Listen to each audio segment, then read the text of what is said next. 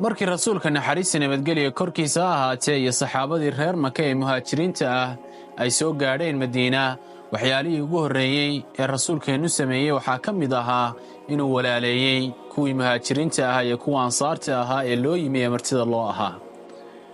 waxyaalaha cajiibka ah iyo qisooyinka soo arooray ee ka dhashay walaaltinimada runtii haddii aad u fiirsatid waad cajabaysaa. walajeedka rasuulku uu ka lahaa sallallahu alayhi wasallam waxay ahayd mar haddii kuwan muhaajiriinta ay ka yimaadeen dadkoodii hantidoodii deegaankoodii oo ay soo barakaceen inaanay ku cidloon meeshan ay qariibka ku yihiin oo ay ehelka helaan ama asxaab u dhow. qisooyinka aadka loo xuso ee cajabta leh waxaa ka mid ah cabdiraxmaan bin cawf saxaabiga jaliilka ee ka mid ah 10 jannada loogu bishaareeyey ayaa rasuulku wuxuu la walaaleeyey sacad bin rabiica.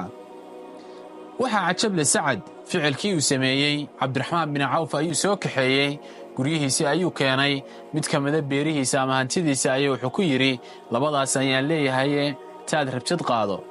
xaasaskiisii ayuu tusay wuxuu yidhi xaasaskayga waa kuwaase midda ku cajabisa ee ugu qurxoneed ka heshid dooro waan kuu furayaa.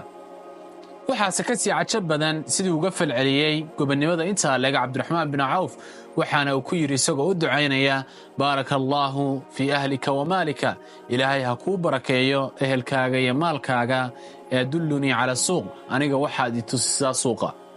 cabdiraxmaan bin cawf waxa uu ahaa nin hal abuur leh oo runtii ganacsiga aad u yaqaana wuxuuna ka mid ahaa raggii tujaarta ahaa ee muslimiinta in badan ay ku baxsadeen oo maalgelin jiray ciidamada muslimiinta.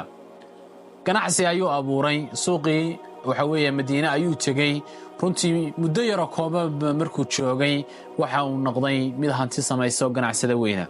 halkaan u socdaa waxay tahay casharada aynu ka fahmayna waxay tahay saxaabadu siday isu jeclaayeen oo walaaltinimadu dhab u ahayd oo ay gaareen heer ninku yiraahdo hantideeda badh baan ku siiyay qaado xaasaskaygana taa ku cajabisa ayaan kuu furayaaye dooro. waxay ahayd arrin cajiiba heerkaana waxaa gaadhsiiyey markii iimaanku dhab ka noqday oo ay rasuulka u hoggaansameen. aad baa u mahadsan tahay. ilaahay kuwaasoo dhan kale haynaga dhigo muuqaalkana sii faafi si walaalo fara badan ay uga faa'iidaystaan.